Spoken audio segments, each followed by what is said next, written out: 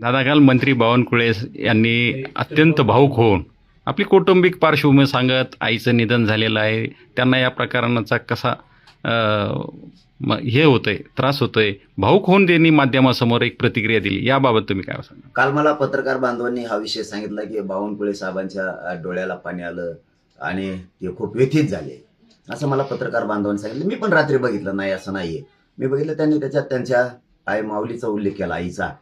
बावनकुळे साहेब आणि पुढेही उल्लेख केला की मी मराठा समाजाच्या विरोधात नाहीये, मी हे केलं नाही.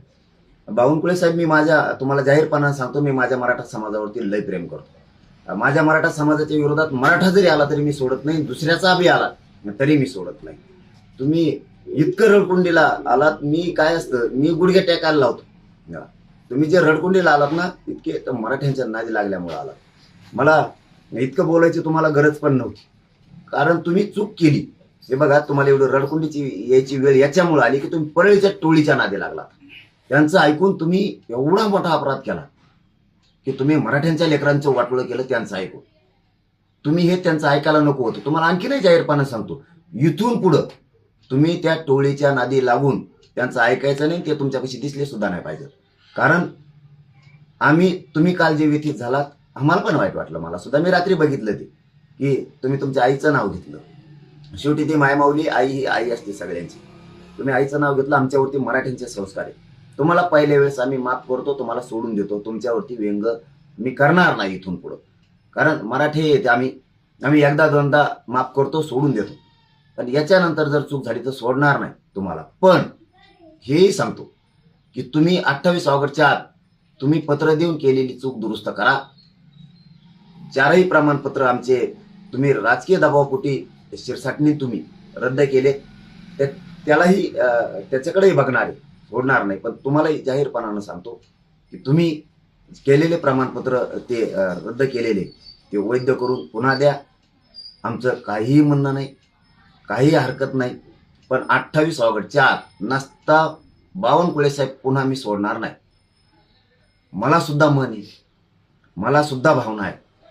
मी मराठ्यांचा आहे, आमचे राज्यातले मराठे, आमच्यावरती सगळ्यांवरती संस्कार आहेत. तुम्ही आमचं वाईट केलं म्हणून आम्ही तुमच्या मागं लागलो. आम्ही तुमच्या कधीही मागं लागलो नसतो.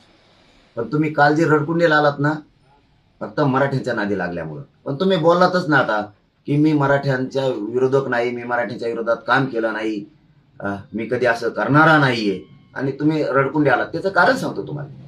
माझ्या मराठ्यांच्या वाट जर कोणी गेलं ना, तर मी त्याला गुडघ्यावरच टेकवितो. आणि तुम्ही रडकुंडीला आलात, उभ्या महाराष्ट्राने ते बघितलं, म्हणून तुम्हाला मी एवढे वेळ सोडून देतो. तुम्हाला मी माफ करून टाकतो, काही हरकत नाहीये. पण इथून पुढं तुम्ही अशी चूक मराठ्यांच्या विरोधात करू नका. मी तुमचं इथून पुढं व्यंग करणार नाही.